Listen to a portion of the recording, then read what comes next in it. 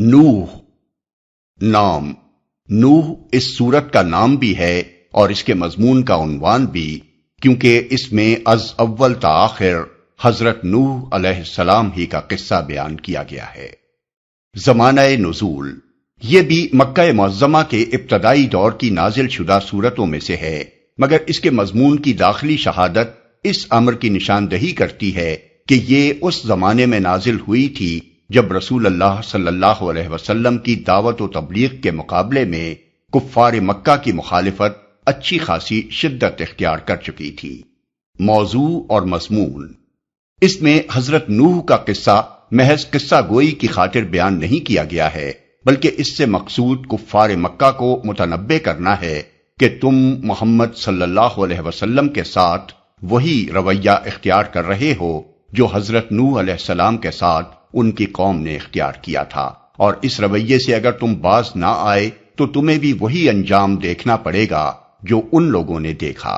یہ بات پوری سورہ میں کہیں صاف الفاظ میں نہیں کہی گئی ہے، لیکن جس موقع پر اور جن حالات میں یہ قصہ اہل مکہ کو سنایا گیا ہے، اس پس منظر میں خود بخود یہ مضمون اس سے مترشح ہوتا ہے۔ پہلی آیت میں بتایا گیا ہے کہ حضرت نوح علیہ السلام کو جب اللہ تعالیٰ نے رسالت کے منصب پر مامور فرمایا تھا، اس وقت کیا خدمت ان کے سپرد کی گئی تھی۔ آیت 2 تا 4 میں مختصراً یہ بتایا گیا ہے کہ انہوں نے اپنی دعوت کا آغاز کس طرح کیا اور اپنی قوم کے لوگوں کے سامنے کیا بات پیش کی۔ پھر مدت ہائے دراز تک دعوت و تبلیغ کی زحمتیں اٹھانے کے بعد جو روداد حضرت نوح علیہ السلام نے اپنے رب کے حضور پیش کی، وہ آیات 5 تا 20 میں بیان کی گئی ہے۔ اس میں وہ عرض کرتے ہیں کہ کس کس طرح انہوں نے اپنی قوم کو راہ راست پر لانے کی کوششیں کی اور قوم نے ان کا مقابلہ کس ہٹ دھرمی سے کیا۔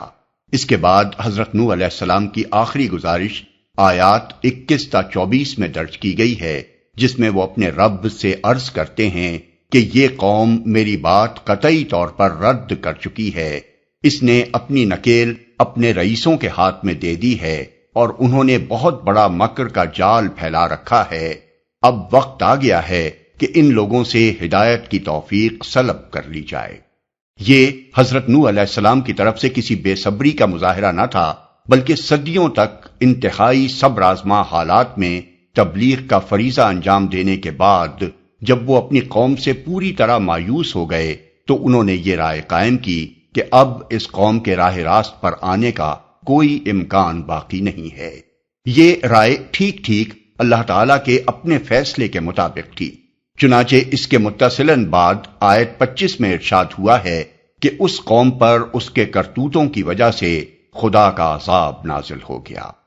آخری آیات میں حضرت نوح علیہ السلام کی وہ دعا درج کی گئی ہے جو انہوں نے عین نزول عذاب کے وقت اپنے رب سے مانگی تھی۔ اس میں وہ اپنے لیے اور سب اہل ایمان کے لیے مغفرت طلب کرتے ہیں اور اپنی قوم کے کافروں کے بارے میں اللہ تعالیٰ سے عرض کرتے ہیں کہ ان میں سے کسی کو زمین پر بسنے کے لیے جیتا نہ چھوڑا جائے، کیونکہ ان کے اندر اب کوئی خیر باقی نہیں رہی ہے، ان کی نسل سے جو بھی اٹھے گا کافر اور فاجر ہی اٹھے گا۔